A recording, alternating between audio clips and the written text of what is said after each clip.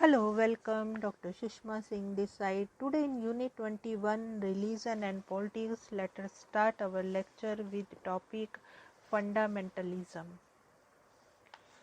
Drawing upon the experience of American fundamentalists and that of the Iranian Revolution in 1979, Madan describes fundamentalism as affirmation of inspiration, final authority, inerrancy, and transparency of scripture as the source of belief, knowledge, morals, and manners.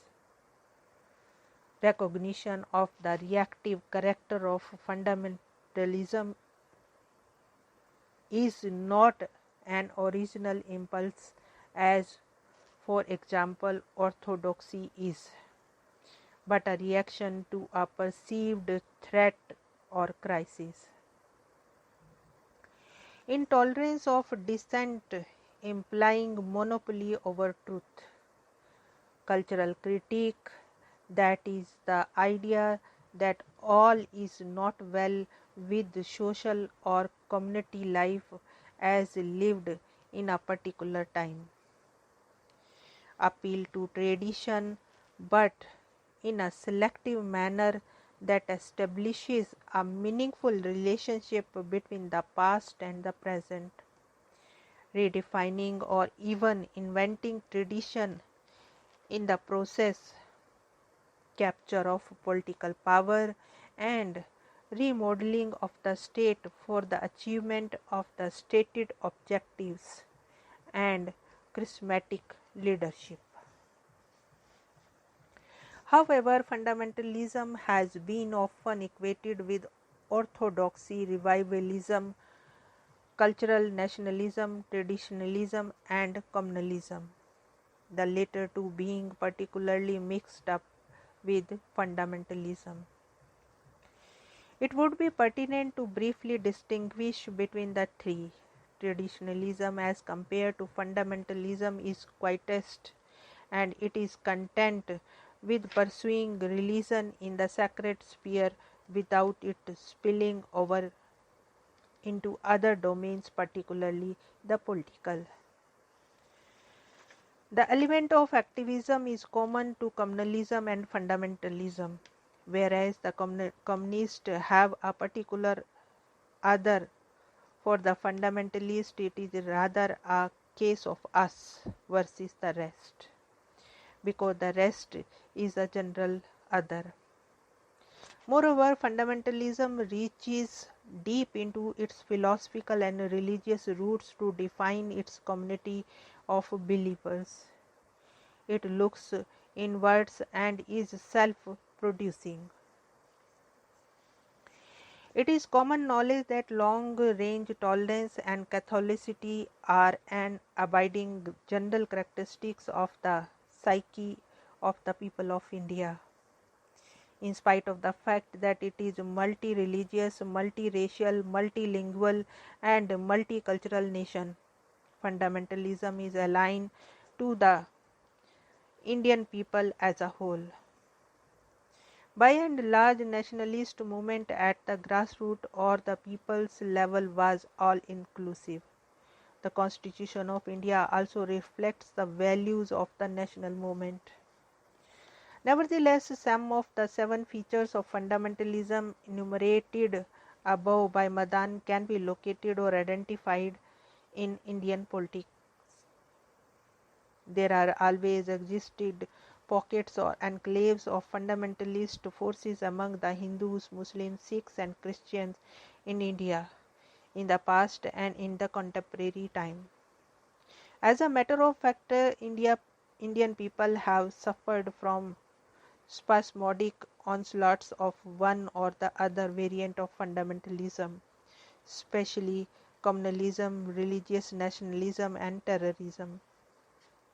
There are several reasons for this, but during the past 5 or 6 decades, this phenomena is intimately related to the process of democratization of Indian polity, leading inertial to injections of doses of political power and all that of its means.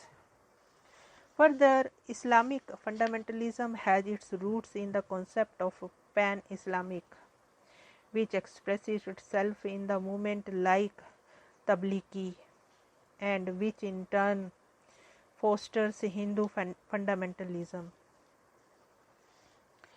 There are also international ramifications of pan-Islamicism. For example, some Islamic states have been supporting Islamic fundamentalist forces in India. This phenomenon was a very prominent feature of political scene in the 80th. We would like to specially refer to the few instances of role of religion in contemporary Indian politics.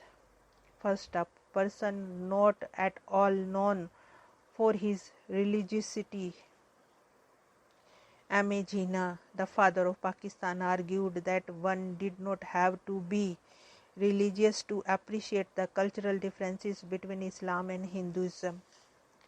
The cultural distinctiveness of Indian Islam, he stressed, constituted the rationale for a separate nation state of Pakistan.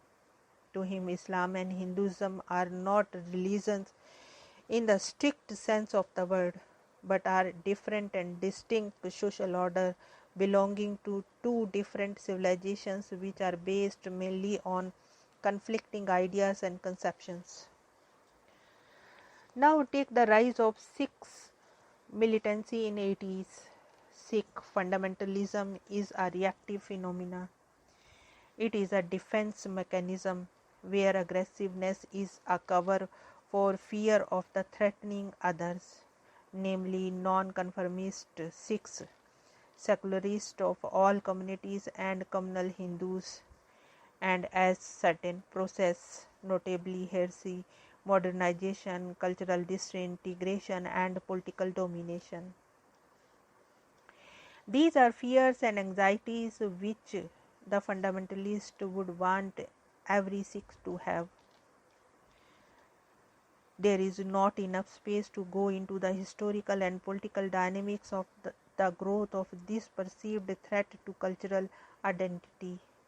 But briefly stated, this fear and anxiety not only found its culmination in the demand for a separate Sikh state Khalistan, but also in the rise of fundamentalism among a cross-section of Sikhs, Muslims and Hindus. This is also manifest in the demand of some religious communities, notably Sikhs, for the recognition of their rights to repudiate the separation of religion and politics in the conduct of their own community life. Now let us conclude the unit. Secular nationalism in India's acknowledged ideology. It has its roots in the national movement. It implies that all religions are treated as equal in the sense that none will dominate the functioning of the state. The term secular does not mean separation of state from religion, but implies that neutrality of the state to all religions. Secularism in India means religious equidistance but not non-involvement. Here, religion is not the determinant of any Indian citizenship. It is his or her birthright. Secular nationalism and religious nationalism have been two of the most important organizing devices for mass politics in India, which have generated passion in politics, sometimes very violent. It has taken primarily two forms, Muslim and Hindu nationalism. Muslim nationalism emerged in the first half of the 20th century. It led to the birth of Pakistan in 1947. Hindu nationalism could be viewed as the mirror image of the Muslim nationalism. According to the Hindu nationalist, Hinduism is not only the religion of India's major community but also what gives India its distinctive national identity. Other religions must assimilate to Hindu center. Hindu nationalists insist on having cultural and political primacy in shaping India's destiny and building Hindu unity politically. In short, the Indian polity is subcontinental and complex. It has been characterized by pluralism. Since 1947, India has accepted the political cultural of democracy. In this ethos, the dynamics of the relationship between religion and politics has raised many problems regarding secularism, rise of communalism, religious nationalism, and fundamentalism. Above all, it has even raised the sensitive question of the nature of national identity of India. What is India and who is an Indian? Here we want to close this lecture and we have come to the end of the unit. Thanks for listening.